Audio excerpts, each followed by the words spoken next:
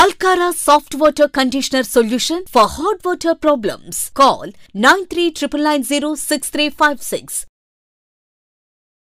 Welcome to I dream. నేను మీ సురేఖ. ఇవాళ మనతో పాటు ఉన్నారు తోడు నీడ ఫౌండర్ రాజేశ్వరి గారు. వారితో మాట్లాడి మరిన్ని విషయాలు తెలుసుకుందాం. నమస్కారం అమ్మా. నమస్తే సురేఖ. ఎలా ఉన్నారమ్మా? బాగున్నానమ్మా. అమ్మ, అసలు ఈ ఆలోచన ఎలా వచ్చిందమ్మా? అందరూ కూడా పెళ్ళి అన్నా కూడా, లేకపోతే లివింగ్ రిలేషన్షిప్ అన్నా కూడా యంగ్స్టర్స్లో కానీ, లేదు అంటే 30 ఏళ్ళు 40 ఏళ్ళు ఇలాంటి వాళ్ళలో మనం ఎక్కువగా చూస్తూ ఉంటాం. 50 ఏళ్ళ కంటే తక్కువ ఉన్న వాళ్ళు ఎవరికి కూడా మీరు తోడు నీడ కల్పించరు. 50 ఏళ్ళు ఖచ్చితంగా దాటి ఉండాలి. కరెక్ట్. 70 ఏళ్ళ వాళ్ళకి ఒక తోడు కల్పించాలనే ఆలోచన ఎలా వచ్చిందమ్మా? అమ్మా, ఇప్పుడు జీవితం అంటే కొన్ని కష్టాలు కొన్ని సుఖాలు అన్నీ ఉంటాయి. అవును. మనం ఏమనుకుంటాం అంటే సుఖం ఉంటే ఇదంతా నా ప్రజ్ఞ నా గొప్పతనం వల్లే అనుకుంటాం. కష్టం వస్తే నా మీద దేవుడు ఇలా చేశాడని మనం దేవుడిని నిందించుకుంటాం. కానీ నా ఉద్దేశంలో ప్రతి సమస్యకి కూడా ఒక పరిష్కారం ఉంటుంది. మనం ఆ దిశగా ఆలోచించలేకపోవచ్చు, మనకి తట్టకపోవచ్చు. ఒక్కొక్క అనుభవం ఒక్కొక్క పరిష్కారాన్ని చూపిస్తుంటుంది కూడా. మన అనుభవాలే మన జీవితంలో పాఠాలు. ఎన్నో సమస్యలకి పరిష్కారాలు కూడా. అట్లాగే ఈ సమస్య కూడా ఈ పరిష్కారం నాకు ఎలా తట్టిందంటే, నాది కూడా ఇంచుమించు 33 సంవత్సరాల ఒంటరి జీవితం. ఆ ఒంటరి జీవితంలో టీచర్గా ఉద్యోగం చేసుకునేదాన్ని కాబట్టి చాలా వరకు సమయం గడిచిపోయేది. పొద్దు నుంచి సాయంత్రం దాకా ఉద్యోగము, తర్వాత ఏదో టీచర్స్ యూనియన్లో పనిచేశాను. ఆ యూనియన్లో యాక్టివిటీసు, మిగతా టైముల్లో నాలాంటి సింగిల్స్ 2 ఉన్నారు. ఒక ఆమె డైవర్స్, ఒక ఆమె అన్మ్యారీడ్, ఒక ఆమె విడో. మేము ముగ్గురం కలిసేవాళ్ళం. మేము ముగ్గురం కలిసి సినిమాలకో, షికార్లకో, టూర్లకో, కాశీ దాకా టూర్ కూడా వెళ్ళాం. అలాగా అప్పుడు నాకు అర్థమైంది ఏంటంటే, అనుభవం మీద మనం ఒంటరితనంతో బాధపడక్కర్లేదు.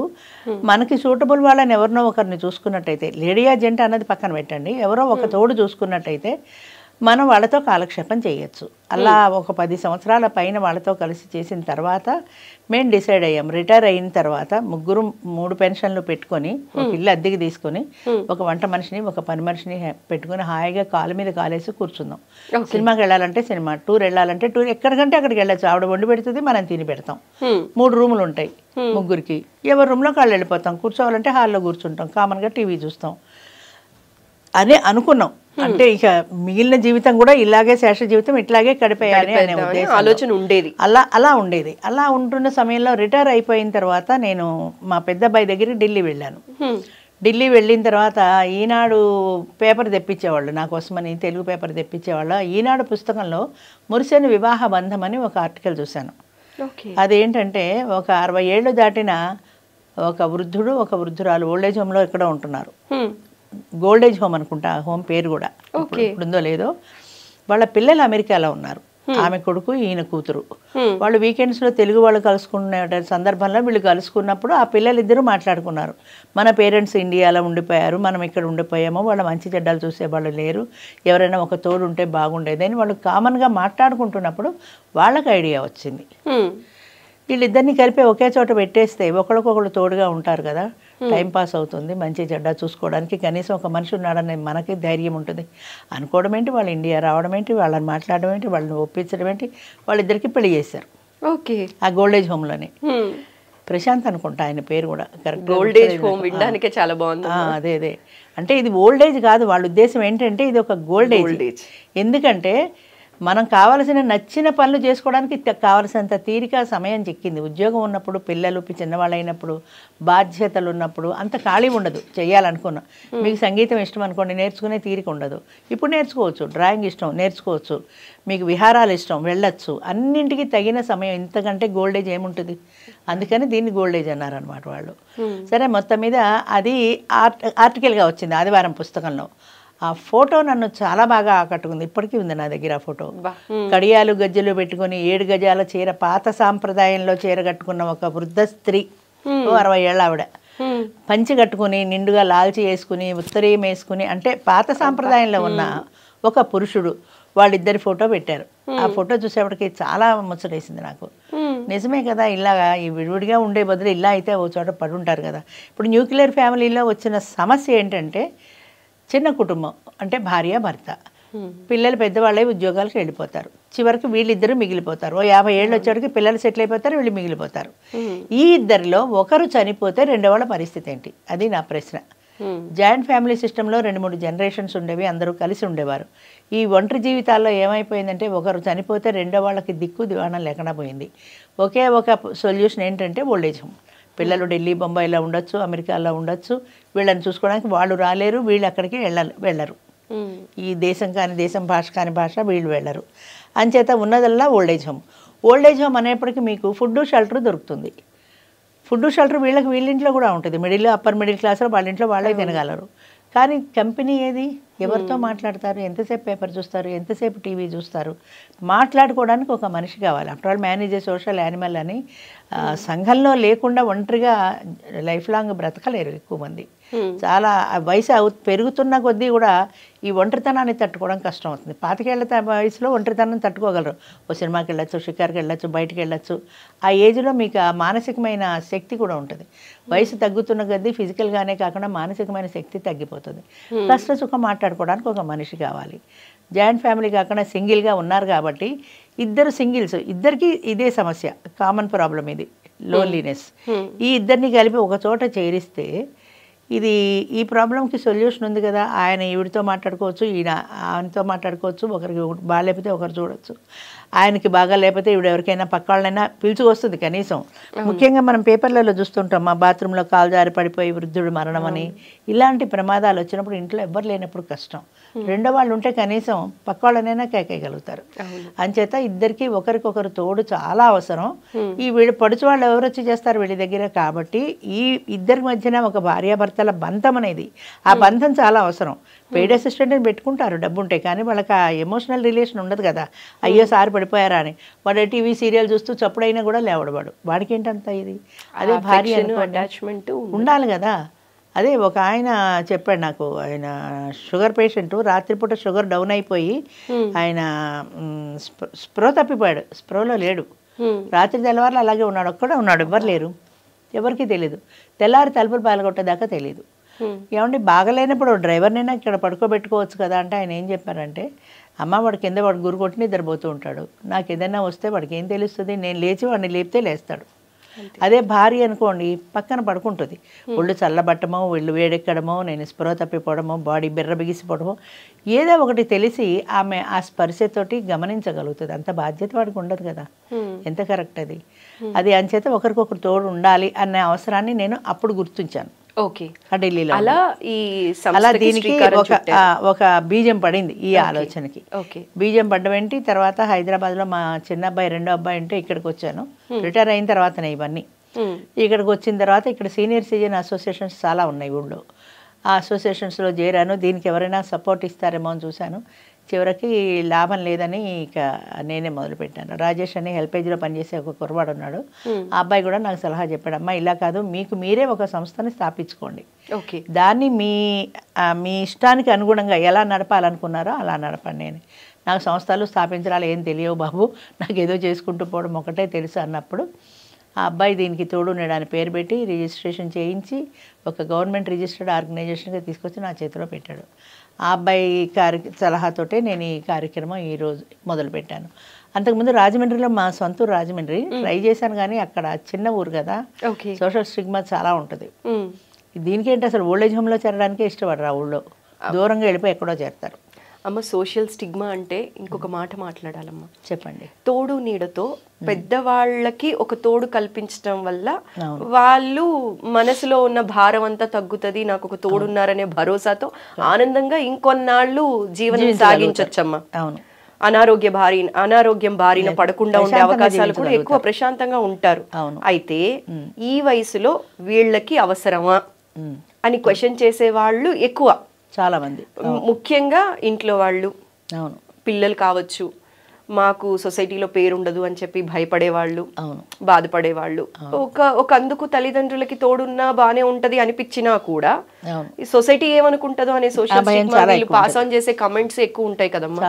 అలాంటివి ఎలా రిసీవ్ చేసుకుంటున్నారమ్మా? దీని వల్ల కూడా తోడు కావాలి అనిపించినా కూడా వెనకడుగు వేసే అవకాశాలు చాలా ఎక్కువ ఉన్నాయి. మొదట్లో అసలు ఆడవాళ్ళు వచ్చేవాళ్ళు కాదు. అన్నింటికంటే ముందు ఆడవాళ్ళకి వాళ్ళకే ఈ అభిప్రాయం, ఈ వయసులో పెళ్ళేంటి, మెనోపాజ్ స్టేజ్ ఇది దాటిపోయి మనవాళ్ళని ఎత్తి ఇప్పుడు పెళ్ళింటమ్మా, ఎంత నవ్వుతారు, కొడుకులు ఎలా నవ్వుతారు, కోడలు ఏమంటుంది అనే భయం చాలా ఉండేది. ఆడవాళ్ళలో ఒక పాలు ఎక్కువే ఉండేది.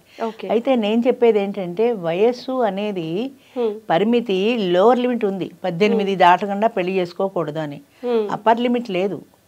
అయితే మనకి ఎంతసేపటికి ఇప్పుడు పెళ్ళి అంటే పిల్లల కోసమే అన్న ఒక బాగా మన మైండ్లో స్ట్రాంగ్గా పడిపోయింది. కానీ పిల్లలనేది ఒక పార్ట్ మాత్రమే.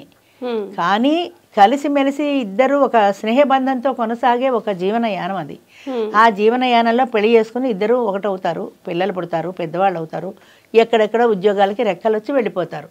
చివరిలో ఎవరుంటారు? వీళ్ళిద్దరే భార్యాభర్తలే కదా. ఆ భార్యాభర్తలు ఇద్దరు కొట్టుకుంటున్నో తిట్టుకుంటున్నో అన్యోన్యంగానో కలిసి ఉంటారు. ఆ ఇద్దరిలో ఒకరికి బాగా లేకపోతే రెండో వాళ్ళు బాధ్యతగా చూసుకుంటారు, నా భార్య అని, అట్లాగే నా భర్త అని. అలా కూర్చొని సేవ చేసి మీకు ఎంత డబ్బులు ఖర్చు పెట్టినా ఆ ప్రేమ బయట ఎక్కడా దొరకదు మీకు. పిల్లల దగ్గర ప్రేమ ఉన్నా కూడా వాళ్ళు ఉద్యోగాలు మాని మన దగ్గర ఉండరు, మనం వెళ్ళి వాళ్ళ దగ్గర ఉండడానికి ఇష్టపడట్లా. అలాంటప్పుడు ఒక పర్మనెంట్ సొల్యూషన్, నా ఉద్దేశంలో ఇదొక పర్మనెంట్ సొల్యూషన్. కానీ ఇప్పటికీ చాలా వరకు ఈ 10-12 సంవత్సరాల్లో పిల్లలు కూడా చాలా వరకు మారారు. చాలామంది ఫోన్ చేస్తున్నారు, వాళ్ళ పేరెంట్స్ని మీటింగ్కి వాళ్ళే తీసుకొస్తున్నారు, ఎంతోమంది. There is a lot of change. But నేను బాధపడుతున్న కొత్త అంశం ఇప్పుడిప్పుడే తెరలేస్తుంది. పిల్లలు ఊరుకున్నా బంధువులు ఊరుకోట్లా. అబ్బా, వాళ్ళకి అనవసరమైన విషయం కదా. అంతే కదా. పనిమాల ఫోన్ చేసి ఏంటి మన టీవీలో ఎక్కడో నీ ఇది వచ్చింది, పెళ్లి చేసుకున్నావా అని అడుగుతారు. దానివల్ల వీళ్ళు పెళ్లి చేసుకున్నా అని చెప్పడానికి భయపడుతున్నారు. పిల్లలకి తెలుసు, వీళ్ళకి తెలుసు, బంధువులకు తెలియదు. ఒకవేళ పొరపాటున ఏ టీవీలోనూ తెలిసిందనుకో, అందుకని అమ్మ టీవీలో మీరు ఊరుకోరు, టీవీలో వేస్తారు, టీవీ దేశవ్యాప్తంగా తెలిసిపోతుంది, వాళ్ళందరూ మమ్మల్ని అడుగుతున్నారంటే అవును చేసుకున్నాను అని ఎందుకు చెప్పలేదు నన్ను కూడా అడిగారు. తప్పేంటి అని ఎందుకు తిరిగి ప్రశ్న వెళ్ళే ఉంటే, అమ్మ మేము చెప్పలేమమ్మా, మీకంటే ధైర్యం, మీరు చెప్తారు, మేము చెప్పలేము. వాళ్ళకి మీరు ఏం జవాబు చెప్తే అర్థమవుతుంది? మీరు ఎంత కౌన్సిలింగ్ ఇచ్చినా, మీరు ఒక పని చేసినప్పుడు మంచి అయినా చెడ్డైనా మీ జీవితానికి అది ఉపయోగం అయినప్పుడు, అది తప్పు పని కానప్పుడు ముఖ్యంగా మీరు ధైర్యంగా నిలబడాలి, ధైర్యంగా ఎదుర్కోవాలి. అంటే భయం. మేము చెప్పలేమమ్మా అలాగా. మేము ఇక్కడ తిరుగుతాం, ఈ హైదరాబాద్లో పెళ్లి చేసుకుంటాం, సినిమాలకు వెడతాం, షికార్కి వెడతాం, మోటార్ సైకిల్ మీద తిరుగుతాం, హోటళ్ళకి వెడతాం, అన్నీ పెడతాం. కానీ పేపర్కి రాము, టీవీలకి రాము, మీడియా ముందు మేము రాము. ఇప్పుడు కొన్ని అందుకే నేను మామూలుగా అడిగినా కూడా వీటిల్లో మానేశాను. మా మీటింగ్స్ ఫోటోలు తీసుకుంటామంటారు, వీడియో తీస్తామంటారు. ఎప్పుడైనా పాత వీడియోలో చూడండి, ఇలా కూర్చుంటారు, ఇలా పెట్టుకుని ఆ ముఖం కనపడకుండా ఏమి తంటాలు పడతారో నాకు అర్థం కాదు. పెళ్ళి చేసుకోవడం తప్పు కానప్పుడు చేసుకున్నానని చెప్తే తప్పేంటంటా నేను. మాకు తోడు అవసరం, మాకు మనిషి కావాలి. అలా అని మేము అందరికీ తెలిసేలా చేసుకోలేము, వాళ్ళ మాటలు మేము పడలేము. ఈ మధ్యన ఎవరో చెప్పారు, ఏంటి 50 ఏళ్ళకి పెళ్ళి అవసరమని ఏదో క్యాప్షన్ పెడితే, అంత ఇదిగా ఉన్నావా నువ్వు పెళ్లి చేసుకోవడానికి చాలా వల్గర్గా మాట్లాడారట. ఆ దంపతులు చాలా బాధపడ్డారు. ఎంత కొరుక్కు తినేశారమ్మ. నేను చెప్తున్నాను, చద్దన్నం తిన్నమ్మ మొగుడాకలు ఎరగదు అన్నట్టు, పోగొట్టుకున్న వ్యక్తికి తెలిసిన బాధ దంపతులు ఇద్దరు ఉన్న వాళ్ళకి తెలియదు. ఎందుకంటే వాళ్ళకి అలాంటి అనుభవం లేదు, ఆ ఒంటరితనం బాధ తెలియదు. అంచేత వాళ్ళు తప్పు పడతారు, ఈ వయసులో నీకు పెళ్ళి ఎందుకని, నీకు ఒంటరితనం వస్తే తెలుస్తుంది అనకూడదు. కానీ ఆ బాధ ఏంటో ఎలా జీవిస్తుంది ఆవిడ? 50 ఏళ్ళకి భర్త చనిపోయి పిల్లలు ఎక్కడికో వెళ్ళిపోయి ఒంటరిగా ఎలా బతుకుతుంది? పాతకాలం మా జనరేషన్లో పెద్ద చదువు సంధ్యలు లేవు, టెక్నాలజీలు తెలియవు, ఎంత కష్టం బ్రతకటం. అది అర్థం చేసుకోరు. బాగాలేకపోతే ఏ పని వాళ్ళ పెట్టుకోవాలి. పనివాడు వచ్చిన రోజు ఉంటుంది, రాని రోజు ఉంటుంది, జ్వరం వస్తుంది, నువ్వు కాఫీ పెట్టిస్తావా? నువ్వు వచ్చి 4 రోజులు బాగాలేకపోతే పోనీ తోడు ఉంటావా? నువ్వు ఉండవు, మీ ఆయన వదిలిపెట్టి నువ్వు రావు. కానీ ఆవిడ మాత్రం ఇలాగే ఏడవాలి అని ఎందుకు అనుకోవాలి? శాడిస్ట్ మెంటాలిటీ, తిట్టకూడదు కానీ శాడిస్ట్ మెంటాలిటీ. మీ టీవీ సీరియల్స్లో చూడండి, ఎప్పుడైనా అందరూ సుఖంగా సంతోషంగా ఉంటే రేటింగ్ రాదు. బోల్డ్ కష్టాలు, హీరోయిన్కో ఎవరికో ఎవరికి బోల్డ్ కష్టాలు, ఏడుపులు పెడితే మాత్రం బాగా రేటింగ్ పెరిగిపోతుంది. ఐఎమ్ సారీ ఇలా కామెంట్ చేస్తున్నందుకు, ఎంతో బాధతో చేస్తున్నాను నేను. ఎందుకంటే ఎక్కడో మనకి తెలియని శాడిజం ఉంది మనలో, దానికంటే నేను సంతోషంగా ఉన్నాను కదా అనుకుంటే సంతోషం అనిపిస్తుంది.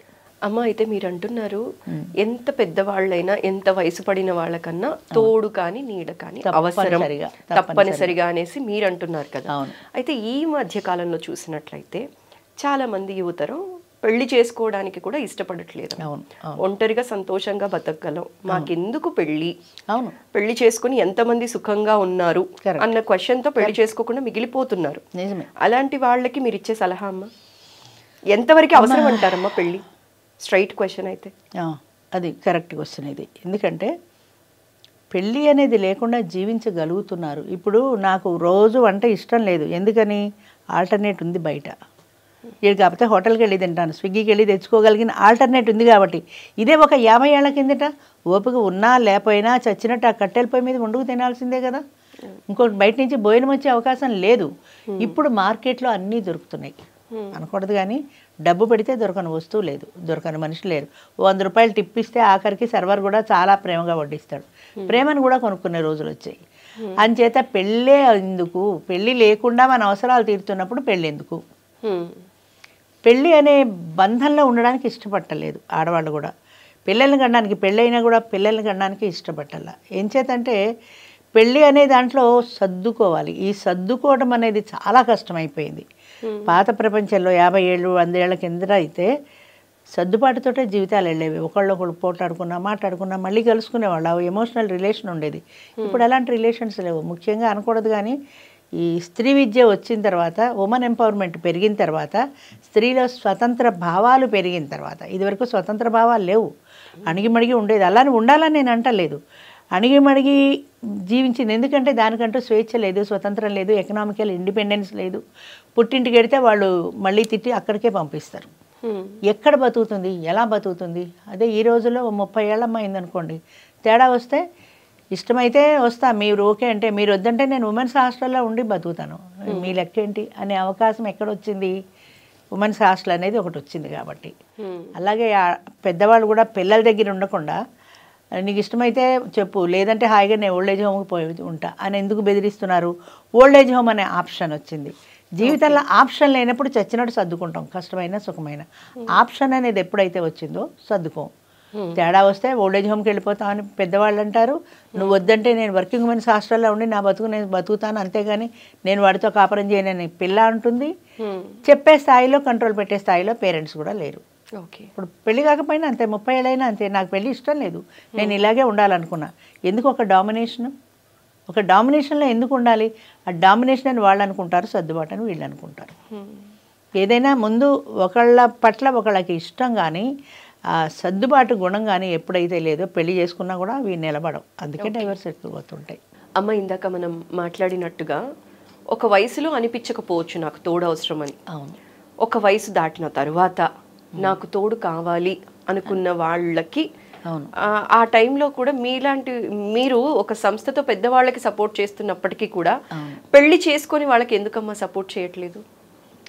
పెళ్ళయి డివోర్స్ కారణం ఏంటంటే ప్రజల నుంచి వచ్చే మోసాలు తట్టుకోలేకమ్మా. ఓకే. ఇప్పుడు ఇందులో కూడా డైవర్స్ సర్టిఫికెట్ లేదండి, 2 రోజుల్లో వస్తుంది, 4 రోజుల్లో వస్తుంది అంటారు. అది నమ్మి మీరు ఇచ్చారనుకోండి, డైవర్స్ రాలేదనుకోండి, రేపు పొద్దున ఆవిడ నా మీద వేయచ్చు, లేదా అదేంటి ఆర్గనైజేషన్ మీద వేయచ్చు, డైవర్స్ రాకుండానే పెళ్లి చేసేసారు వాళ్ళు అని. ఇలాంటివి కూడా జరుగుతున్నాయి. బోలెడు అవన్నీ అయిన తర్వాత అది మిస్యూజ్ చేస్తున్నారు. మా దాంట్లోకి వచ్చి ఇంకా ప్రమాదం ఏంటంటే, ఒక పెళ్లి చేసుకుంటారు, ఆయన చనిపోయాడు, ఆ డెత్ సర్టిఫికేట్ ఇచ్చి వస్తారు. ఈ మధ్యలో ఇంకొక ఎఫ్ఐఆర్ ఏదో నడుస్తుంది, అది అలాగే ఉంచుతారు, దాన్ని చూపించరుగా మనకి ఇది ఒకటే చూపిస్తారు. ఇక్కడికి వచ్చి ఈ ప్రయత్నం చేసుకుంటారు, ఆ ఎఫ్ఐఆర్ చెడిపోయింది, మళ్ళీ ప్రయత్నం చేసుకుంటూ ఉంటారు. ఇక్కడ చేసుకుంటున్నప్పుడు ఎవరి ద్వారానో మనకు అది తెలుస్తుంది. వాళ్ళు ఆల్రెడీ ఒక ఎఫ్ఐఆర్ నడుపుతున్నారని. అమ్మ, మరి అది ఉండగా నువ్వు ఇందులోకి రాకూడదు కదా అంటే, మీకు నేను సర్టిఫికేట్ ఇచ్చాను కదా, నువ్వు సర్టిఫికేట్ ఫస్ట్ హస్బెండ్ ఇది ఇచ్చావు, ఈ సెకండ్ ఎఫ్ఐఆర్ 3-4 ఏళ్ళు పెళ్లి చేసుకుని వీటితోటి, అదే పెళ్ళి అంటే నీకు రిజిస్టర్ మ్యారేజ్ కాకపోయినా దండలు మార్చుకొని సూత్రం కట్టుకొని 4 ఏళ్ళు ఆయనతో కాపురం చేసి ఇప్పుడు నువ్వు దాచిపెట్టి రావడం తప్పు కదా. దాని కూడా మీకు ఎందుకంటే, మీకు నేను డెత్ సర్టిఫికేట్ ఇచ్చానా లేదా అంతే. అంటే నా ఉద్దేశం ఏంటంటే, ఈ పెళ్ళి అనే దానికి ఇంకొక అవకాశం ఇవ్వడానికి ప్రధానమైన కారణం వృద్ధులు ఒంటరిగా మిగిలిపోతున్నారు, వాళ్ళకొక తోడు కల్పించడం, దాని ద్వారా వాళ్ళు కలిసి ఉంటారు అని. అంతేగాని చీరలు మార్చినట్టుగా మొగుళ్ళను మార్చమని కాదు నా అభిప్రాయం. అంటే అంత స్ట్రాంగ్గా చెప్తే కానీ అర్థం కాదని చెప్తున్నాను. ఒక అవకాశం ఇచ్చినంత మాత్రాన మనం అలాగా మార్చుకుంటూ వెళ్ళిపోతే బ్రోతలకి మనకి తేడా ఉండదు కదా. ఒక అవకాశం ఇచ్చామంటే ఇక 10 తీసేసుకోవడం అని, టేక్ ఇట్ ఫర్ గ్రాంటెడ్ లాగా. ఒకవేళ అది ఫెయిల్ అయింది అనుకో, ఇది మన కర్మ అనుకుని భరించాల్సింది. ఇది కూడా చేయడానికి కారణం ఏంటంటే చట్టం ఒప్పుకుంది. విడాకులు ఇచ్చినా చనిపోయినా సెకండ్ మ్యారేజ్కి చట్టం యాక్సెప్ట్ చేసింది, శాస్త్రం కూడా యాక్సెప్ట్ చేసింది. ఇప్పుడు మనము పరాశర స్మృతి అనేది ఈ కలికాలంలో పాటించాలి. మనం మనుధర్మ శాస్త్రం ఎప్పుడు త్రేతాయుగంలో మనుధర్మ శాస్త్రాన్ని మనం ఇప్పటికీ పాటిస్తున్నాం. అది కాదు అంటే యుగాలు మారుతున్న కొద్దీ ధర్మం కూడా మారుతూ ఉంటుంది. సో శాస్త్ర ధర్మం ప్రకారం శాస్త్రం ప్రకారం ఉంది, చట్టం ప్రకారం ఉంది. ఇంకా ఒప్పుకోనిది ఏంటంటే ఈ సోషల్ స్టిగ్మా. సొసైటీ యాక్సెప్ట్ చేయదు. ఇప్పుడు ఒకప్పుడు చూడండి మన సతీసాగమనం దురాచారం, అది చేయకపోతే తప్పు. బ్రతికుండగానే పెళ్ళాన్ని కూడా తీసుకెళ్లి చితి మీద కాలేసి తగలేశారు. ఎంత పైశాచిక తత్వం అది చెప్పండి. కొన్నాళ్ల తర్వాత అది మంచిది కాదనుకున్నారు, అనుభవం మీద తెలిసింది, దాన్ని తీసేశారు. బాల్య వివాహం, అష్టవర్షాత్ భవేత్ కన్యాని 8 ఏళ్ళు దాటకుండా పెళ్లి చేయాలి. 8 ఏళ్ళు దాటితే వాళ్ళని వెలేసేవాళ్ళు, ఆ కుటుంబాన్ని మొత్తం వేలేసేవాళ్ళు. అంచేత 8 ఏళ్ల పసిపిల్లకి 30 ఏళ్ళు లేవు, 60 ఏళ్ళు లేవు, వాడి వయసుతో సంబంధం లేదు, దీన్ని పెళ్ళి అయిపోవడం అంతే. పెళ్ళి అయిపోయిందని బాధ్యత అని వదిలించుకున్నారు. అక్కడి నుంచి వాడి ముందే చచ్చిపోతారు కదా, దీనికంటే 30 ఏళ్ళ ముందే, దీనికి 25 ఏళ్ళు వచ్చేవాడికి వాడికి 70-80 ఏళ్ళు వస్తాయి, పుట్టుకుమంటాడు. అనగానే దీనికి గుండు గీకేసి తీసుకెళ్ళి కూర్చోబెట్టడం. అంటే అది అందవికారంగా ఉండాలి, దానికి అన్నీ బాగుంటే దానిలో కోరికలు వస్తాయి. కాబట్టి దాన్ని చూసిన తర్వాత ఏ మగవాడు కూడా అట్రాక్ట్ కాకూడదు. గుండు గీకేసిన తర్వాత తీసుకెళ్ళి మూల కూర్చోబెట్టడం. ఇక దాని జీవితం అంతా మిగతా వాళ్ళ పిల్లల్ని పెంచడం, పెద్ద చేయడం, పురుళ్ళు పుణ్యాలు, ఇక ఇంటి చాకిరీకే అంకితం. అది దానికంటూ ఒక ఇష్టం, దానికంటూ ఒక మనసు, దానికి ఒక ఇష్టము, కోరికలు ఇలాంటివి ఏమీ లేకుండా ఇలాంటి ఎన్నో బాధలు స్త్రీలు పడ్డారు. ఆ తర్వాత ఆ దురాచారాన్ని మానేశారు. మానేసిన తర్వాత వితంతు వివాహం అని ప్రవేశపెట్టారు. అది సోషల్ స్టిగ్మా వల్ల పెద్దగా నడవలేదు. ఒకరో ఇద్దరు ధైర్యం చేసి వచ్చారేమో కానీ అప్పట్లో పెద్దగా నడవల. అప్పటికి ఇంకా జాయింట్ ఫ్యామిలీస్ ఉన్నాయి. ఈ న్యూక్లియర్ ఫ్యామిలీ వచ్చిన తర్వాత ఈ సమస్య పెరిగింది కాబట్టి ఇప్పుడు there is a need in the society. ఈ సొసైటీలో ఈ అవసరం ఉంది, వీళ్ళకి ఒక సొల్యూషన్ ఉండాలి. ఎప్పుడైతే ఈ సొల్యూషన్ మనం చూపించామో వాళ్ళు ధైర్యంగా ముందుకి వస్తున్నారు. ఆడవాళ్ళు మొదట్లో రాకపోయినా ఈ 10 ఏళ్లలో ఇప్పుడు చాలామంది వస్తున్నారు. వాళ్ళు వచ్చిన తర్వాత కొంతవరకు ఫ్యామిలీ కూడా కొద్దిగా ఒప్పుకోవడం మొదలుపెట్టారు. కానీ దురదృష్టం ఏంటంటే సమాజం ఇంకా ఒప్పుకోలేదు. వాళ్ళ కుటుంబంలో వాళ్ళ పిల్లలు ఒప్పుకుంటారు, వాళ్ళ అమ్మా నాన్న ఉంటే ఒప్పుకుంటారు, వాళ్ళ ఆత్మీయులు ఒప్పుకుంటారు, చుట్టుపక్కల వాళ్ళు, ఇరుగు పొరుగు వాళ్ళు, వాళ్ళ మేనమామ పిల్లలు, బంధువులు, ఎవరో ఒకరు బంధువులు ఒప్పుకోవటల్లా. అంటే సమాజంలో కూడా అప్రిసియేట్ చేసే వాళ్ళు కూడా ఉన్నారు, చాలా తక్కువ సంఖ్య. కానీ ఈ అప్రిసియేషన్ కంటే కూడా ఎక్కువగా ఇది ఎందుకు నెగటివిటీ ఎక్కువ ఉంటుందంటారు? ఈ నెగటివిటీకి కారణం ఏంటంటే మనస్తత్వం. నాకు లేనిది దానికి ఎందుకు ఉండాలి అనే ఒక కారణం. నాకు ఉన్నా కూడా దానికి కూడా ఉంటే ఇద్దరం సమానం అయిపోతాం కదా. నేను కొంచెం ఎత్తులో ఉండాలంటే అది కొంచెం తక్కువలో ఉండాలి. అది తక్కువలో ఉండాలి కాబట్టి అది కూడా నాతో ఈక్వల్గా రావడం ఇష్టం ఉండదు నాకు. అందుకని ఏదో ఒక రకమైన అసూయో ఎందుకు. ఇప్పుడు మా దాంట్లో ఇప్పుడు డబ్బున్న వాళ్ళు ఎవరైనా పెళ్లి చేసుకుంటామన్నారు అనుకోండి, అందంగా ఉన్నవాడు ఎవడైనా పెళ్లికి ముందుకు మిగతా వాళ్ళ అమ్మాయిని చెడగొట్టేస్తారు. ఒక ఆవిడెవరో లేచి నా కళ్ళతో చూసింది చెప్తున్నా, ఆయన ఎవరితోటో మాట్లాడదామని లేవబోతోంది, ఇంకా లేవలా. ఆ పక్క ఏం బాగున్నాడే కూర్చో అంది, కూర్చుండిపోయింది. అదేంటే నువ్వెందుకు ఆ వయసులో కూడా ఇష్టాలని చంపేసుకుంటున్నారు పక్క వాళ్ళ మాట విని. నీకు ఇష్టమైతే నువ్వు మాట్లాడని చెప్పినా కూడా వద్దు మేడం అని డ్రాప్ అయిపోయింది. ఎందుకని అది వద్దు అన్న తర్వాత దాని వద్దన్నదావాన్ని నేను ఎలా చేసుకుంటా? పక్కావిడ వద్దని చీర పక్కన పడేస్తే ఆ చీర నాకు ఇష్టమని నేను తీసుకోలేను. పక్కావిడ వద్దంది కాబట్టి నాకు వద్దు, నాకు ఇష్టమైనా సరే వద్దు, అంతే. ఈ మెంటాలిటీస్ మాంటాల. ఈ సోషల్ స్టిగ్మాలో ప్రధానంగా కసి, పగ, అమ్మ అనకూడదేమో కానీ నేటి ప్రపంచంలో ఇది నాకు సంబంధించినంత వరకే ఆలోచన, కానీ మిగతా వాళ్ళ గురించి ఆలోచించను. నిన్న రాత్రి ఆవిడెవరో 2ంటికి కాల్ చేసింది, టైంతో సహా ఉంది, మీకు చూపిస్తాను. రాత్రి 2 గంటలకు. ఏదో అర్జెంట్ ఏమో అనుకుని కంగారు పడి ఎవరో అనుకొని మనం ఫోన్ ఎత్తి అమ్మ తోడు నీడ ఏం చెప్పాలి ఆవిడకి? రాత్రి 2 గంటలకి ఫోన్ చేసే ముందు నీకు నిద్ర పట్ల బాగుంది, కానీ అవతల వ్యక్తి నిద్రపోయే టైం అన్న ఆలోచన ఉండట్లా, నాకు పట్టలేదు అంతే. ఆ అర్ధరాత్రి ఆవిడకి అనిపించిందేమో ఆవిడకి తోడు కావాలి, నిజమే. రాత్రి 2 గంటలకు పంపిస్తే నేను ఏమైనా పోస్ట్లో తోడు పంపిస్తానా స్విగ్గీలాగా? దానికి ఒక పరిమితి ఉంటుంది కదా. రేపు పొద్దున మాట్లాడకూడదా? రాత్రి మాట్లాడితే రాత్రి నీ సమస్య తీరే సమస్య. నీకు పట్టలేదు నిజమే, కానీ అవతల నిద్ర ఎందుకు చెడగొడతావు? అదంతే. అలా ఎన్నో వస్తాయి కాల్స్. ఇలాంటివి కూడా మీరు ఫేస్ చేస్తూ? 1 కాదు 2 కాదు, ఎంతో నేను యూట్యూబ్లో కూడా పెట్టాను, దయచేసి పర్టికులర్ టైమింగ్స్లో ఫోన్ చేయండి అంటే రాత్రి 7, 8, రాత్రి 7, 8 ఇప్పుడు 8 కదండి అయిందని జవాబు కూడా ఎదురు. అంటే ఏంటి, నేను తప్పు చేశాను అనిపించట్లా. రాత్రి 8 గంటలకి ఫోన్ చేయొచ్చా, ఒక ఆఫీస్ టైంలో అంటూ ఉంటాయి కదంటే, మీకు ఆఫీస్ లేదుగా, ఆఫీసులో అయితే నా పర్సనల్ పనులు ఉండవా, నాకు ఇంటి పని వంట పని నా ఫ్యామిలీ ఉండదా, ఏదో టీవీ సీరియల్ చూస్తుంటాం, ఆ టైంలో ఫోన్. పక్క వాళ్ళు విసుక్కుంటారు కదా, వాళ్ళకి విసిగే కదా. ఇలాంటి సమస్యలు ఎన్ని ఎదుర్కొన్నా కూడా ఇది నడపాలి కాబట్టి చివరికి నాకు కూడా తిట్టడం అలవాటు అయిపోయింది. అలా నేను స్విచ్ ఆఫ్ చేసుకుంటే అది వేరే కాల్స్ కూడా మిస్ అవుతాను, అందుకని తిట్టడం అలవాటు అయిపోయింది. ఇన్ని బాధలు పడుతున్నా కూడా విమర్శలు వస్తూనే ఉంటాయి, దాన్ని లెక్క చేయడానికి ఇంకా పెరుగుతున్నాయి. అదే చెప్తున్నా, ఒక సమస్య తీరితే ఒక సమస్య పెరుగుతోంది. పిల్లల నుంచి సమస్య తీరింది, చాలా వరకు పిల్లలు యాక్సెప్ట్ చేస్తున్నారు. ఫ్యామిలీ సమస్య తీరింది, వాళ్ళు యాక్సెప్ట్ చేస్తున్నారు. కానీ బంధువులు యాక్సెప్ట్ చేయట్లా. నీకు అవసరమా ఇప్పుడు తిని పడుకోక? నేను ఒకటే ప్రశ్న అడుగుతా, ఈ ఊళ్ళో ఉన్నవాడికి ఎక్కడో ఉన్నవాళ్ళు ఫోన్ చేసి ఇది నీకు అవసరమా అని అడుగుతారు. అవసరమే అంటున్నా నేను. ఈవిడికి కోవిడ్ వచ్చింది, ఎవరు చూస్తారు? లేదా ఒక 15 రోజులు హెల్త్ బాగాలేదు, ఎవరు చూస్తారు? ఎవరో గుక్కడి కాఫీ తెచ్చి పోస్తారు, ఎవరో ఒక ట్యాబ్లెట్ తెచ్చి ఇస్తారు. నాకు జవాబు చెప్పండి. మీ ఊళ్ళో మీరు కూర్చొని మీ ఫ్యామిలీతో మీరు హ్యాపీగా ఉంటూ ఇది నీకు అవసరమా అన్నప్పుడు ఈవిడ అవసరాలు ఎవరు తీరుస్తారు? నేనున్నాను తీర్చడానికి అని చెప్పండి. రండి, మీ సంసారం వదిలేసి ఇక్కడ కూర్చోండి, ఆడైనా మగైనా సరే, ఆవిడ కజిన్ కావచ్చు, తమ్ముడు కావచ్చు, రా, నువ్వు నీ భార్య పిల్లలు వదిలేసి వచ్చి కూర్చుంటావా?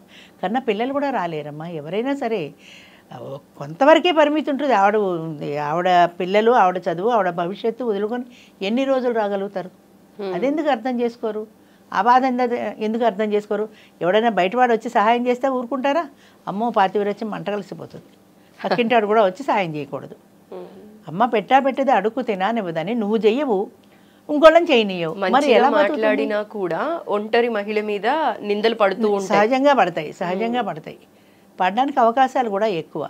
ఉన్నా లేకపోయినా సరే ఒక మాట ఒకళ్ళు అంటే కేర్ చేయకుండా వదిలేసింది అనుకోండి, అది అల్లల్లల్లా ఒరే మీ చెల్లెళ్ళు ఎలా చేస్తుంది రో ఎవడో పనిమాల ఫోన్ కూడా చెప్పడం, వాడు అక్కడి నుంచి దీనికి ఫోను అవమానంగా భావిస్తారు. ఏం చేస్తారు? ఈ ఒంటరి మహిళ కదా, భయపడుతుంది, సహజంగానే భయపడుతుంది. రేపు పొద్దున్న ఏదైనా వస్తే వాడు చూడడేమో, ఈ వాడు చూడలేదు మన్ని రేపు చూస్తాడని ఏంటి గ్యారంటీ? అందుకనే మన మనిషి అనేవాడు మనకొకడు ఉంటే, మన మనిషి అనేది మనకొకడు ఉంటే ఒకళ్ళని యాచించాల్సిన పని లేదు కదా. ఆ బాధతోటే ఇది ప్రవేశపెట్టాను. అమ్మ మీరు అన్నారు మన మనిషి అని చెప్పి ఒకళ్ళు ఉంటే బాగుంటుంది అని అన్నారు. ఇక్కడ వరకు బాగానే ఉందమ్మా. ఒక ఆధారం కోసం ఒక మనిషిని వెతుక్కుంటారు, వాళ్ళతో జీవితాన్ని కొనసాగిస్తారు. అయితే మళ్ళీ అక్కడ ఏదైనా బెడిసి కొట్టింది అనుకోండి, ఆ టైంలో వాళ్ళు అసలు తీసుకోగలరా అమ్మా? అంటే ఒక ఆశతో వెళ్ళి ఏదైనా బెడిసి కొడితే పరిస్థితి ఏంటమ్మా? ఇప్పుడు నూతిలో దూకుతావా గోతులో దూకుతావా అన్న పరిస్థితిలో ఉన్నారు ఒక వ్యక్తి. అంటే ఆయన భార్య భర్తనో చనిపోయాడు, పార్ట్నర్ లేడు, ఒక్కటి బతకలేకపోతుంది.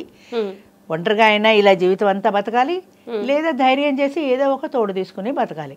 ఆ తోడు చివరిదాకా గ్యారంటీగా మంచిగా చూసుకుంటుందని గ్యారంటీ కూడా లేదు కదమ్మా. ఇప్పుడు మనం పెళ్లి చేసుకుంటున్నాం కానీ ఇష్టపడింది, కానీ అవతల వ్యక్తి సరిగా చూస్తాడో లేదో, రిస్క్ ఉంది కదా. ఆ రిస్క్ వదిలే పోనీ, వద్దు నా జీవితం ఇంతే అని పోనీ సుఖంగా ఉన్నావా ఇప్పుడైనా? ఇప్పుడు లేవు కదా. అందుకే అంటున్నా, ఇది నుయ్యి అది గొయ్యి. నువ్వు ఒంటరిగా జీవిస్తే ఇన్ని బాధలు ఉన్నాయి. ఒంటరి మహిళవని వంకర చూపులు వస్తాయి, ఒంటరి మహిళవని అవతల వాళ్ళు తీసుకుంటారు.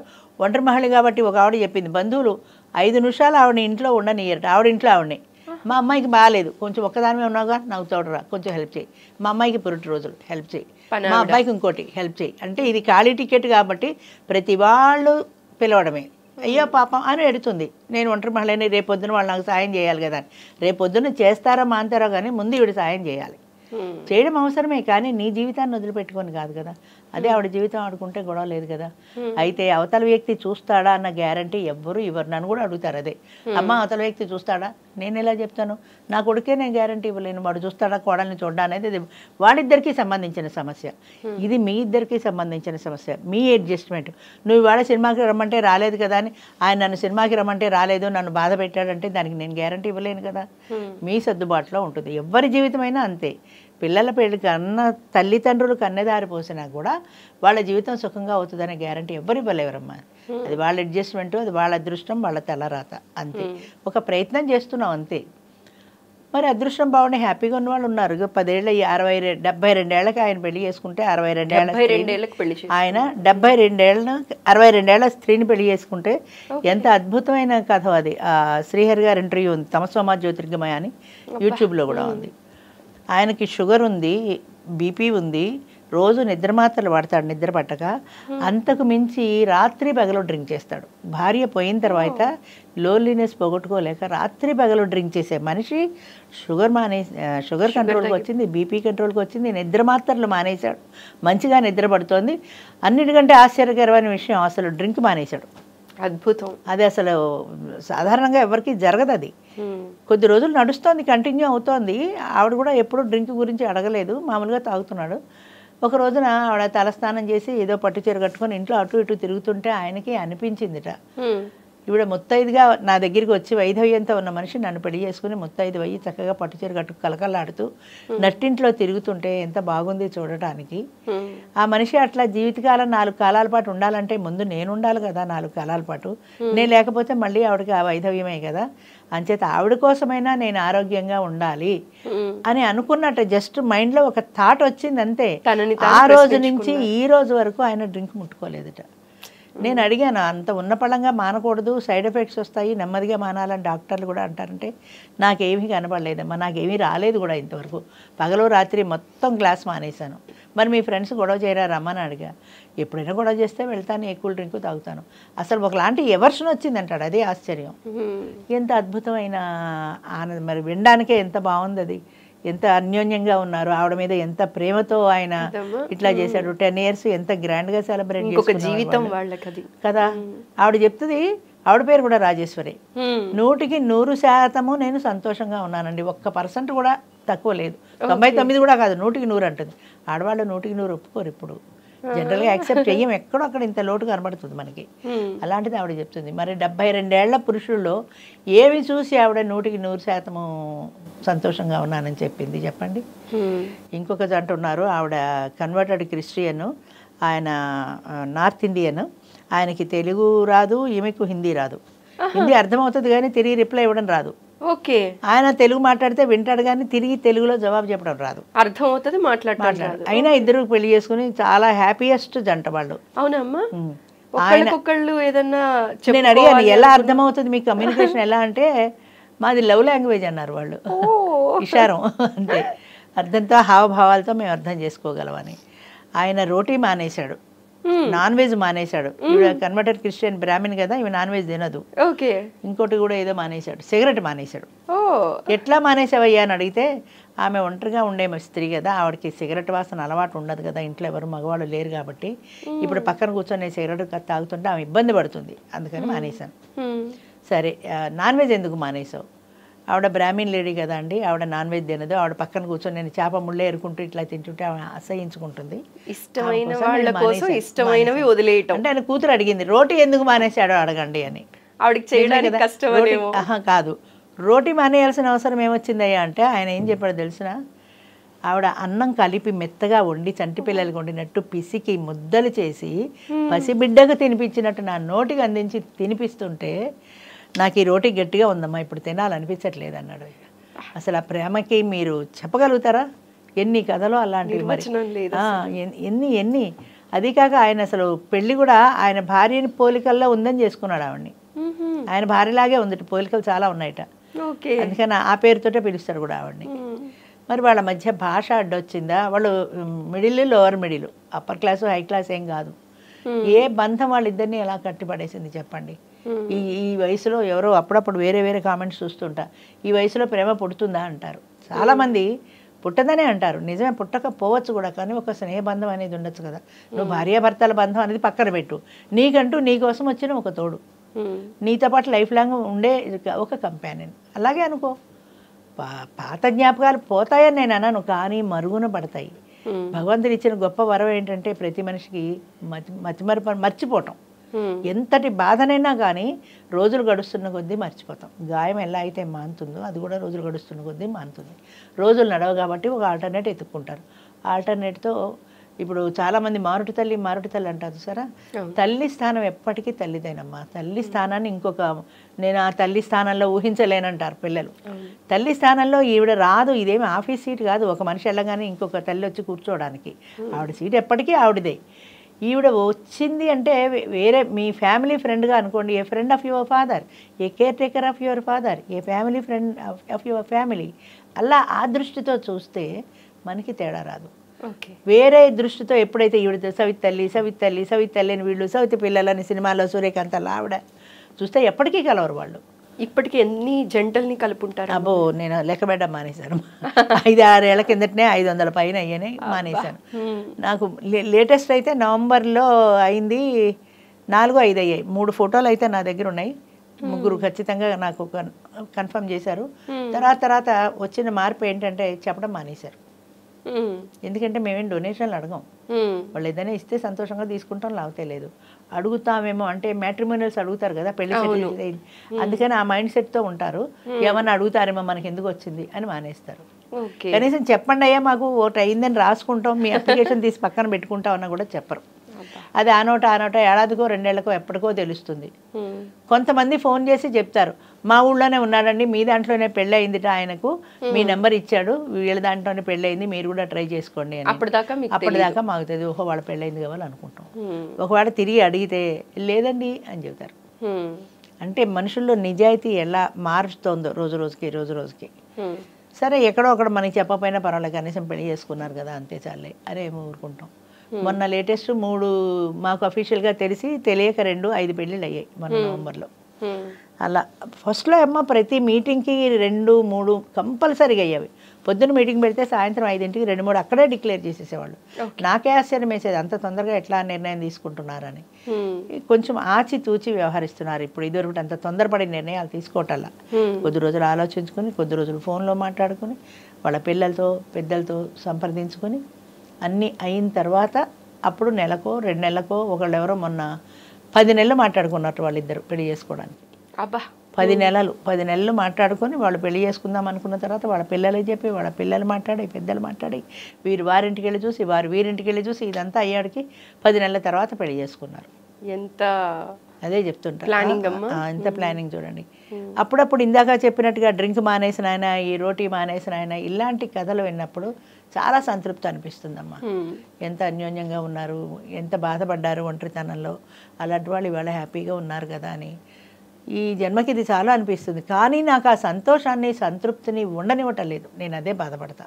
ఇలా ఇగో చెప్తున్నా కదా, ఇలాగే పెళ్ళి వాడు సంతోషంగా ఉంటే వీళ్ళు వెంటనే వాళ్ళకి ఫోన్ చేసి ఏదో ఒకటి, దాంతో టీవీకి రావడానికి భయపడుతున్నారు, చెప్పడానికి భయపడుతున్నారు. అందుకే నేను ఒక్కదాన్నే పెడతాను, నాకు తీసుకుంటారు ఇష్టమయ్యి. కానీ ఒక్కటి మాత్రం ఖచ్చితంగా చెప్తానమ్మా, నాకు మ్యాన్ పవర్ లేదు, మనీ పవర్ లేదు, విల్ పవర్ మాత్రం చాలా ఎక్కువ ఉంది. ఆ విల్ పవర్ ఒక్కదాంతో ఇంతవరకు ఒంటరిగా లాక్కొస్తున్నాను, అసిస్టెంట్లు ఎవరు లేకుండా. దీంట్లో ఉన్న మనుషులే ఎవరైనా కాస్త మంచి మనసుతో కాస్త సాయం చేస్తారు, వాళ్ళకు కూడా చెడగొడుతుంటారు. అది కూడా ఉంది, వాళ్ళని కూడా చెడగొడుతుంటారు. ఏ రోజు ఎవరు వస్తారో, ఏ రోజు ఎవరు రారో తెలియకుండానే ఇలాగే లాగిస్తున్నాను. చెన్నై గారని, రాజేష్ అని, కొంతమంది నాకు కుడి భుజంలాగా ఎడం భుజంలాగా సపోర్ట్గా నిలబడతారు. ఎన్నాళ్ళు ఉండనిస్తారో వాళ్ళని, ఎన్నాళ్ళకి ఉండనివ్వరో అది కూడా తెలీదు. కానీ ఎవరో ఒకరు దారి చూపించకపోరు. ఎవ్వరు లేకపోయినా నేను ఒక అతని కొంచెం 25 మందికి చేసుకుంటే ఎడతా. ఇప్పుడు 150 మంది వస్తున్నారు అనుకోండి, 4 4 పక్కల రిసెప్షన్లో కూర్చొని అవన్నీ అప్లికేషన్లు అన్నీ చెక్ చేసుకొని ఇస్తున్నారు. ఇప్పుడు ఎవ్వరు లేరనుకో, నేను ఒకదాన్నే కూర్చుంటాను, ఒక 25 మందికే చేసుకుంటా, రేపు ఒక 25 మందికి చేసుకుంటా. అంతేగాని ఈ బెదిరింపులకి భయపడి నేను వెనక్కి వెళ్ళేదాన్ని కాదు. ఎందుకంటే జీవితంలో చాలా డక్క మొక్కిలు తిన్నాను, చాలామంది తింటారు కూడా. ప్రతి ఒక్క మనిషికి ఒక సమస్య అనేది లేకుండా ఉండదు. కానీ మనం ధైర్యంగా ఎదుర్కోవాలి. నేను చెప్పేది అది, ధైర్యంగా ఎదుర్కోండి, ఖచ్చితంగా మీకు సొల్యూషన్ దొరికే తీరుతుంది. కానీ ఎదుర్కొనే ధైర్యము, ఓపిక, ఓర్పు, సహనం, పట్టుదల ఇవన్నీ ఉండాలి. లేకపోతే 10th క్లాస్ అమ్మా, ఎక్కడ ఎంఏ 10th క్లాస్తో ఆగిపోయిన చదువు ఎంఏ దాకా ఎలా చదువుంటాను? ఆ పట్టుదల ఉండబట్టే కదా. 60 ఏళ్ళకి ఎలా మొదలు పెడతాను దీన్ని? ఆ పట్టుదల ఉండబట్టే కదా. 70 ఏళ్ళు దాటినా ఇన్ని సమస్యలు వస్తున్నా ఎందుకు లాగిస్తున్నాను? చాలామంది అంటారు ఎందుకు వచ్చిన తల్లిని హాయిగా మానేసి కూర్చోవచ్చు కదా అని. కూర్చోవచ్చు, కానీ దీనికి ఒక దారి ఏర్పడితే అది ఇంక వెళ్ళిపోతుంది. ఇది స్టార్టింగ్ ట్రబుల్ దానికి. ఈ స్టార్టింగ్ ట్రబుల్ మనం మొదలుపెట్టి తోస్తుంటే ఏదో కొన్నాళ్ళకి నడుస్తుంది. అప్పుడు ఆటోమేటిక్గా నా తర్వాత ఎవరో ఒకరు తీసుకుంటారు, ఎలాగో అలా నడుస్తుంది, ఆగిపోదు. అది మాత్రం చెప్తున్నా, ఇది నిరంతర ప్రక్రియ, ఇది ఆగే సమస్యే లేదు. ఈ రోజు నేను చేస్తున్నా, రేపు ఇంకోటి చేస్తారు, ఎవరు చెప్పితే వాళ్ళలో వాళ్ళే చేసుకుంటారు. ఆగదు అది. ఎందుకంటే there is a need in the society. ఆ సొసైటీలో నీడ్ ఉన్నప్పుడు దానికి ఒక సొల్యూషన్ కావాలి అన్నప్పుడు, ఒక సొల్యూషన్ మనం చూపించినప్పుడు, ఆ సొల్యూషన్ బాగున్నప్పుడు ముందుకు వెళ్ళిపోతుంది ఖచ్చితంగా. ఎవరు రావకల.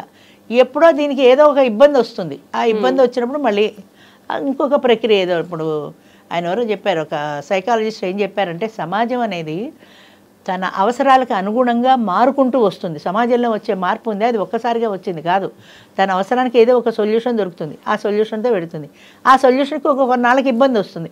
ఇప్పుడు జాయింట్ ఫ్యామిలీ ఉంది, అది ఇబ్బంది అనుకున్నాం, న్యూక్లియర్ ఫ్యామిలీ. ఈ న్యూక్లియర్ ఫ్యామిలీతో ఇప్పుడు ఈ ఇబ్బందులు ఎదుర్కొంటున్నాం. 2-3 జనరేషన్స్ తర్వాత మళ్ళీ జాయింట్ ఫ్యామిలీ వస్తుంది. అలా ఏదో ఒకటి ముందుకు పెడుతూనే ఉంటుంది. అలా పెడుతుంటేనే కదా సమాజం నడవగలుగుతుంది.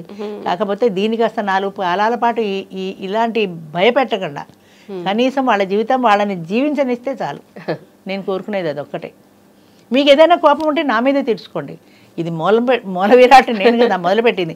మీరు డైరెక్ట్గా నన్ను అటాక్ చేయండి, ఐఎమ్ రెడీ, తట్టుకుంటాను.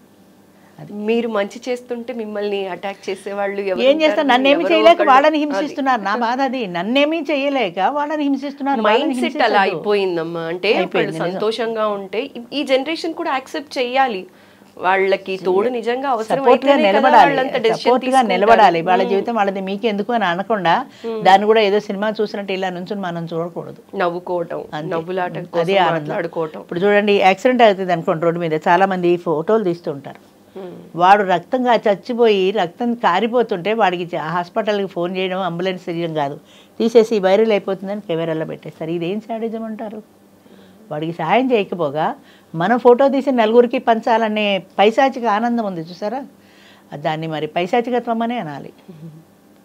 నాకు ఇవాళ ఒక మెసేజ్ వచ్చిందమ్మా, మీ దాంట్లోనే ఐ డ్రీమ్స్లోనే ఒక కార్యక్రమంలో కార్యక్రమంలో 60 ఏళ్ళు దాటిన ఆడదానిలో కూడా అమ్మతనాన్ని చూడలేని మృగాళ్ళున్న ఈ ప్రపంచంలో మనం ఉన్నాం అని నేను చెప్పాను.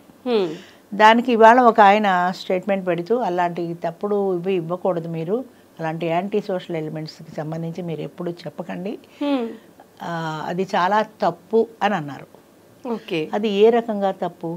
అలాంటి మగాళ్ళు లేరు అని ఆయన నిరూపించగలరా? అలా 60 ఏళ్ళు దాటిన ఆడదానిలో అలాంటి మగాళ్ళు ఎక్కడో పేపర్లో చూసి నేనే ఆశ్చర్యపోయాను. 60 ఏళ్ళు దాటిన ఒక వృద్ధ స్త్రీని రేప్ చేసిన మగాడు, ఎక్కడో ఏదో పేపర్లో ఎప్పుడు ఇలా కూడా ఉంటారా అని, అది పేపర్లో వచ్చింది. అది 60 ఏళ్ళు దాటిన అంత పశువుల్లా మారిపోయారని అనిపించింది. అయితే అది అందరినీ ఉద్దేశించి అనలేదు, అలాంటి మృగాలు కూడా ఉన్నారు ఈ ప్రపంచంలో. అండంలో ఆయనకి అంత బాధ ఎందుకు కలిగిందో అసలు అది తప్ప అని అడుగుతున్నాను నేను.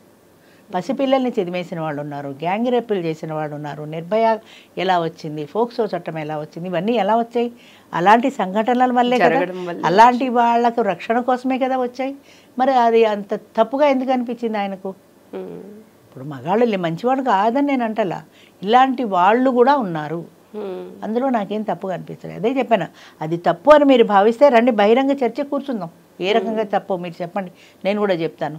అలాగే ఇప్పుడు ఈ ద్వితీయ వివాహం అనేది, స్త్రీకి ద్వితీయ వివాహం, పునర్వివాహం అనేది ఏ రకంగా తప్పో మీరు చెప్పండి. చట్ట ప్రకారం ఒప్పుకుంటుంది, శాస్త్ర ప్రకారం ఒప్పుకుంటుంది. ఇంకా ఏమిటి ఒప్పుకోలేదు? మన బుద్ధి ఒప్పుకోలే, మన బుద్ధి ఒకటే ఒప్పుకోలే. వాళ్ళు సంతోషంగా ఉన్నారు కదా పెళ్లి చేసుకుని, అంటే అందరూ సంతోషంగా ఉన్నారా?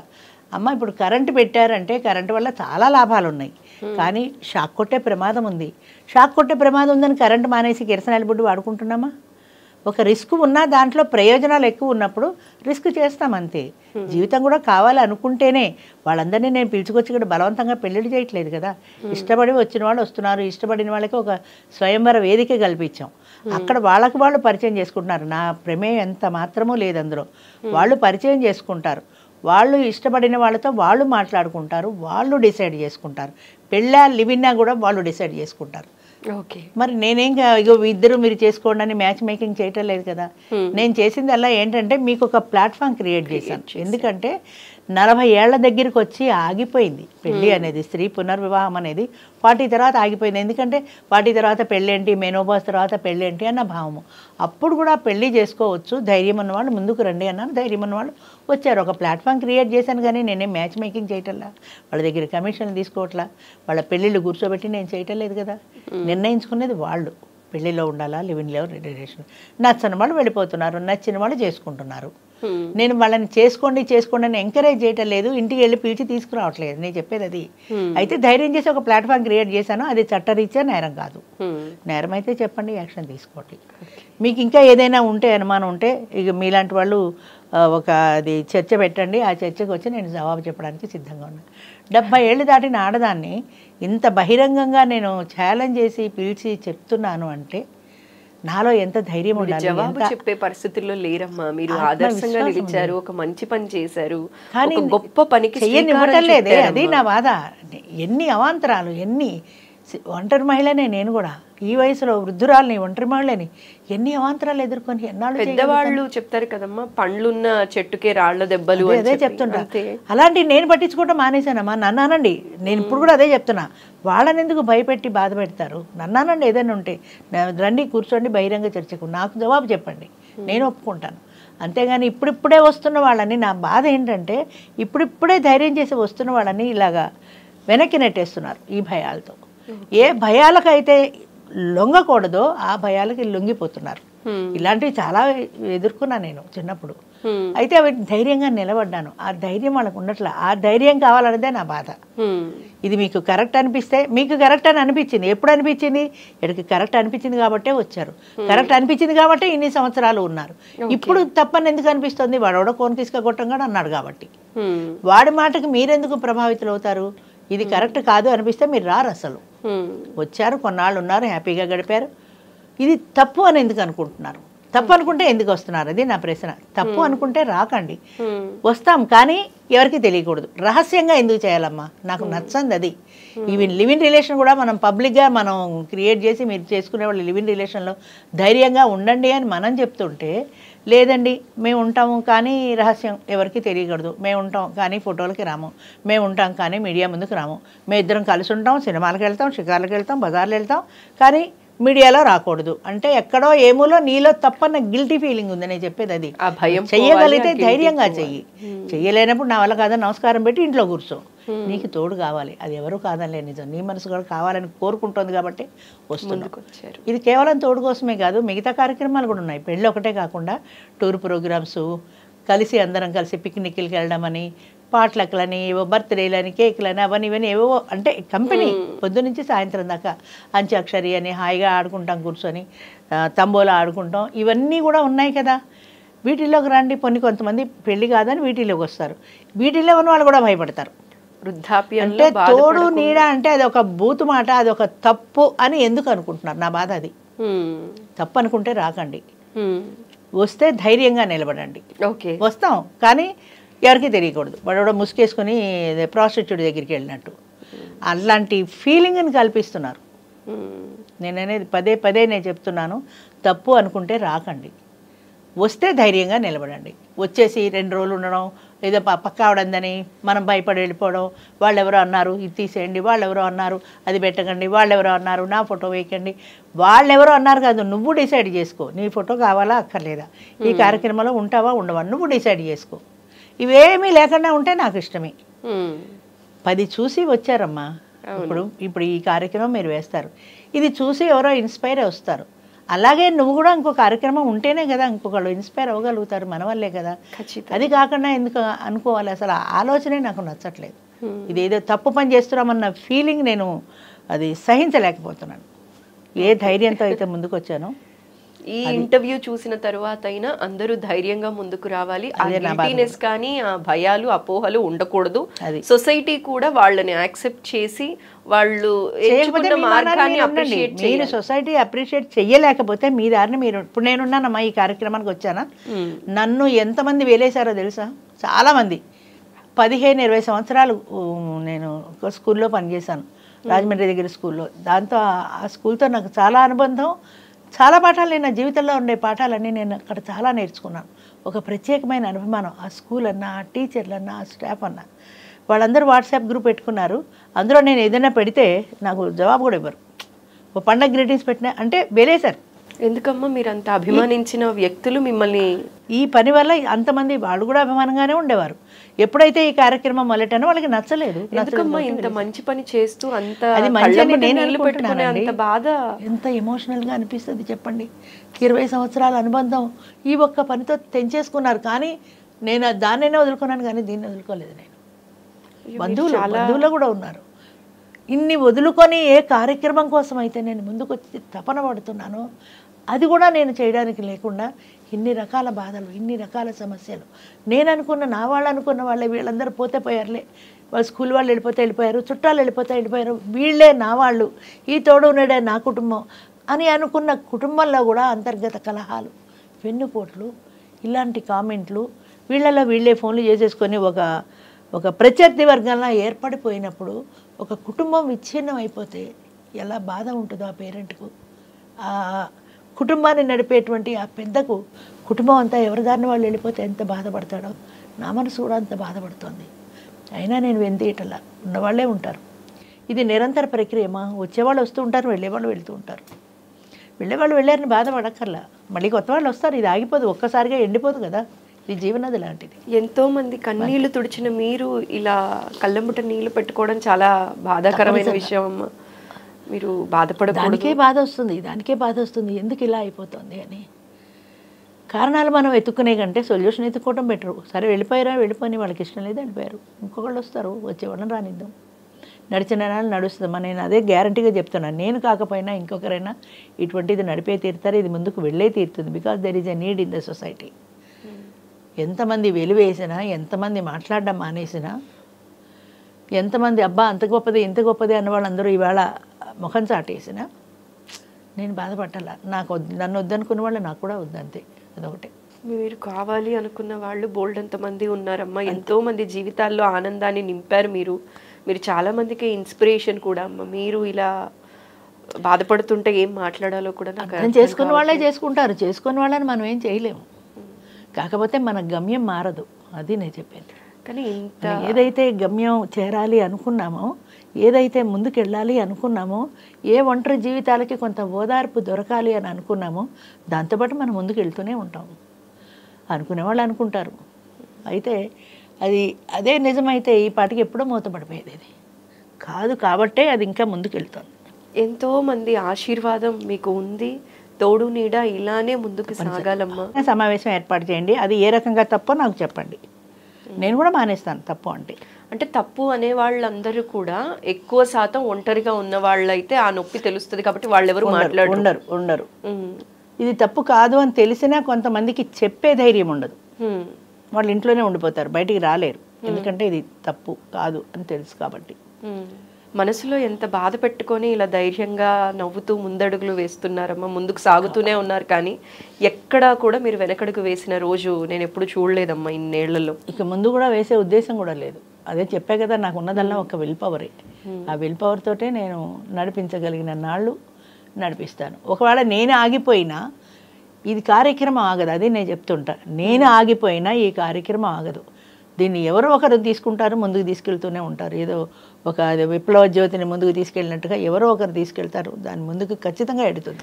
అయితే దీన్ని శాస్త్ర విరుద్ధం అని చెప్పి ఖండించిన వాళ్ళు ఉన్నారు. ఈ వయసులో పెళ్లిళ్ళు శాస్త్రీయ పరంగా యాక్సెప్ట్ చెయ్యము, ఒక వితంతువుకి పెళ్లి చేయటం ఏంటి అన్న వాళ్ళు కూడా ఉన్నారు కదమ్మా. శాస్త్ర విరుద్ధం అని చెప్పి మాట్లాడిన వాళ్ళు ఉంటున్నారు. అలాంటి కమెంట్స్ కూడా మనం చూస్తున్నాం కదా, మన భారతీయ సంప్రదాయం కాదు అని. అలాంటి వాళ్ళకి మీ సమాధానం అమ్మా?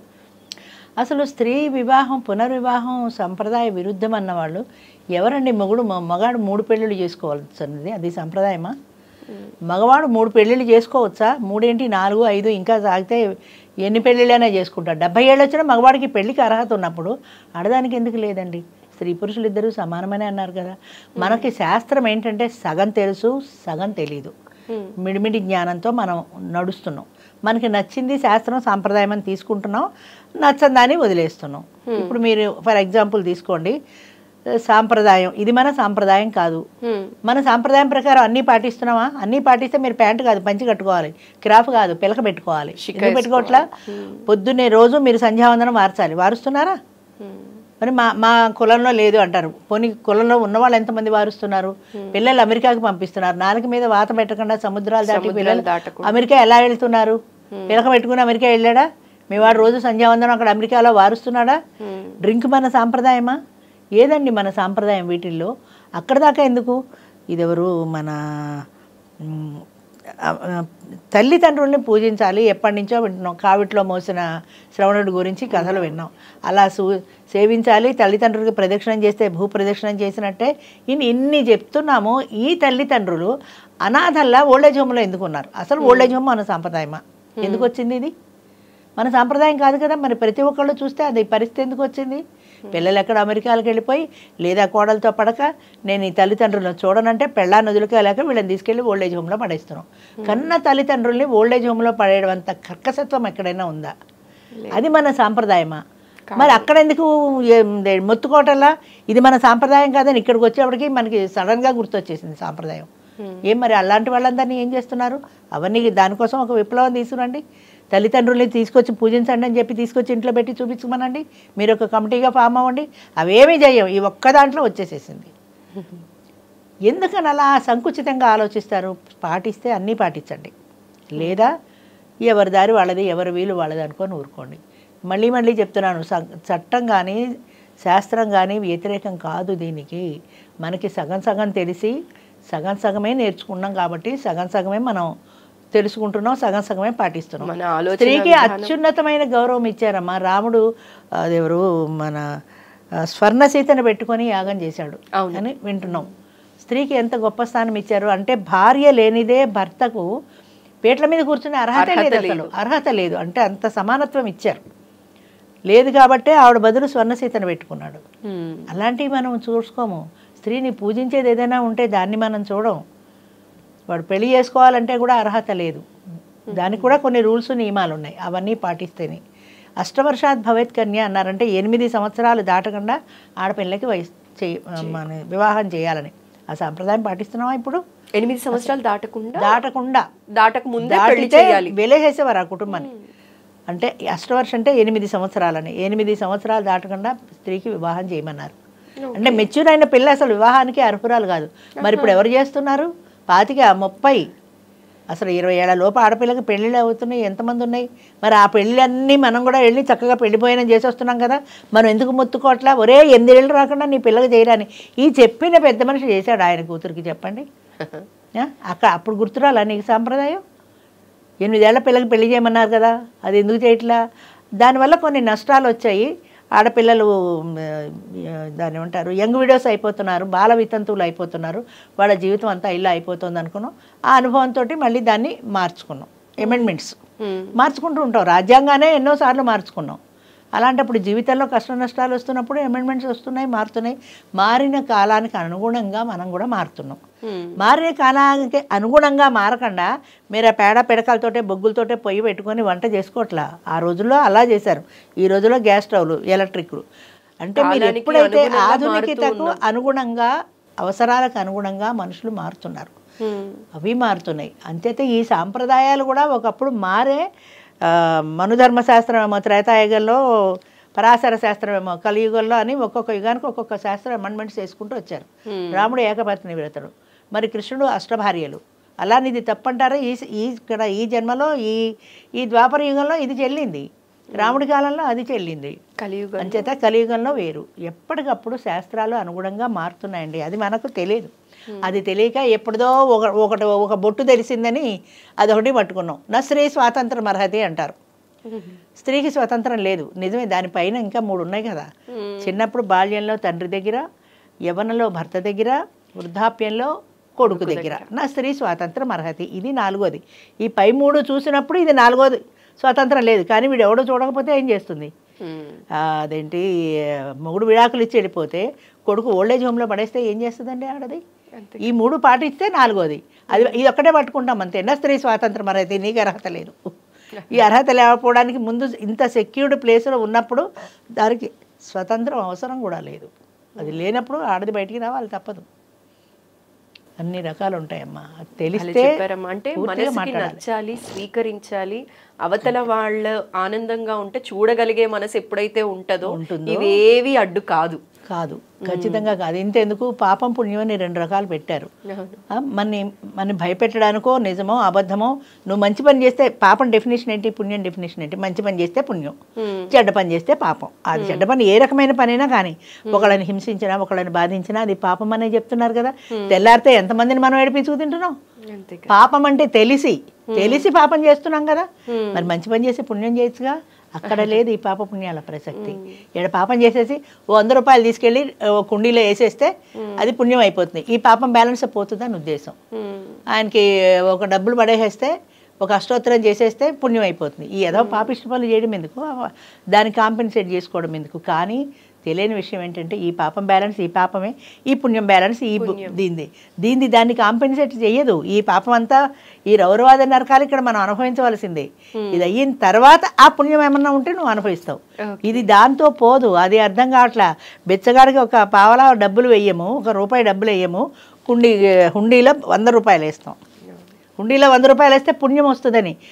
చాలామందికి తెలియని విషయం ఏంటంటే అది ఒక దానం చేస్తే కూడా కృష్ణార్పణం అనుకోమన్నారమ్మా. ఎందుకు అనుకోమన్నారంటే అది భగవంతుడికే అర్పితం, నాకు స్వార్థంతో నేను చేయటం లేదని. కానీ మనం 100 రూపాయలు, నాకు 100 రూపాయలు బ్యాలెన్స్ పెరుగుతుంది పుణ్యం అనే ఉద్దేశంతో చేసినప్పుడు నీకు అసలు పుణ్యం ఎక్కడ వస్తుంది చెప్పండి? పుణ్యం ఎక్కడ వచ్చింది అది మనకు తెలియదు. అది ఇగ్నోర్ చేస్తాం. నాకు 100 రూపాయలకి పుణ్యం వచ్చేసింది అంతే. ఏడ పాపం చేసుకోవచ్చు, పర్వాలేదు. అది దేని లెక్క దానిదే. అది తెలియని విషయం అంతే. మంచి మనసుతో అమ్మ మంచి పని చేసినప్పుడు, మీరు చేసిన పని మంచిదయ్యి దానివల్ల 10 మందికి ప్రయోజనం ఉన్నప్పుడు, దానివల్ల 10 మంది సంతోషించినప్పుడు అది పుణ్యమే నా దృష్టిలో. ఖచ్చితంగా ఏ పనైనా కానీ దానివల్ల 10 మందికి ప్రయోజనం కలిగి మీరు చేసిన సహాయం వల్ల వాళ్ళు సుఖపడ్డారంటే అది పుణ్యమే. మన మాటలతో అవతల వాళ్ళని బాధ పెట్టకుండా ఉంటే అదే పుణ్యం. వాళ్ళు ఎంచుకున్న దారిని మనం ఆ దారికి అడ్డు తగలకుండా ఉంటే చాలు. పుణ్యం. చాలా చక్కగా చెప్పారు. ఏదో అక్కడ నాశనం జరిగిపోతోంది అని మొత్తుకుంటూ అడ్డం పడిపోతున్నామే, దానివల్ల పుణ్యం వస్తుందో లేదో కానీ పాపం మాత్రం వస్తుంది. చాలా చక్కగా చెప్పారమ్మా. ఇకపైనైనా తోడు నీడ అనే ప్లాట్ఫామ్ ద్వారా వయసు మళ్ళిన వాళ్ళ సంతోషం కోసం ఒక తోడును ఎత్తుక్కుంటే ఎవరూ కూడా వాళ్ళ మీద నిందలేయకుండా వాళ్ళని బతకనిస్తే వాళ్ళ బ్రతుకు వాళ్ళని బ్రతకనియండి. చేతనైతే సాయం చేయండి, లేదా వదిలేయండి. అది. థ్యాంక్ యూ అమ్మా. Thank you so much. చాలా వివరంగా మాట్లాడగలిగానమ్మా. చాలా సంతోషం. Thank you. నమస్కారం.